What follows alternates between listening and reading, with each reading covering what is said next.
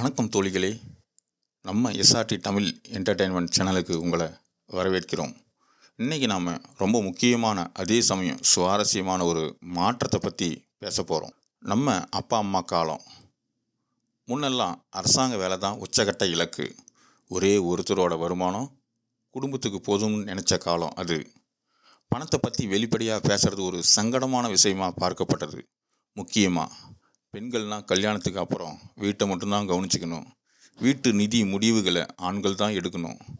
ஒரு வரைமுறை இருந்தது.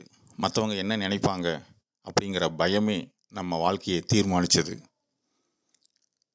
இப்போ நம்ம காலம் எப்படி இருக்குது?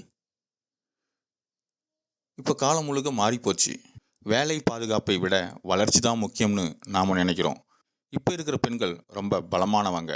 அவங்க வெறும் சம்பாதிக்கிறது மட்டும் இல்லாமல் புத்திசாலித்தனமாக முதலீடு செய்யவும் கற்றுக்கிட்டாங்க. நிதியியல் முடிவுகள் இப்போது சரிசமமாக பகிரப்படுது.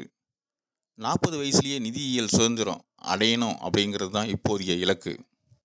ஆனால் ஒரு நிமிஷம், இவ்வளவு முன்னேற்றம் இருந்தாலும் நாம் ஒரு பெரிய தப்பு பண்ணுறோம். நிறைய பேர் அதிகமாக சம்பாதிக்கிறாங்க, ஆனால் அதை செல்வமாக, அதாவது வெல்த்தாக மாற்ற தவறிடுறாங்க. வருமானம் அதிகமாக இருக்கிறது மட்டும் போதாது, அதை சரியான இடத்துல முதலீடு செஞ்சு சொத்தாக மாற்றணும்.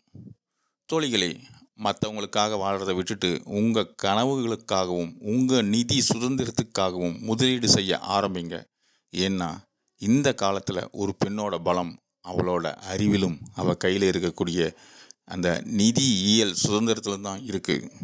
இந்த வீடியோ உங்களுக்கு பிடிச்சிருந்தா மறக்காமல் லைக் பண்ணுங்கள், கமெண்ட் பண்ணுங்கள். நீங்க விரும்புற மகிழ்ச்சி, ஆரோக்கியம், செல்வம் எதுவா இருந்தாலும் ரகசியம் அதை உங்களுக்கு கண்டிப்பா கொடுக்கும்.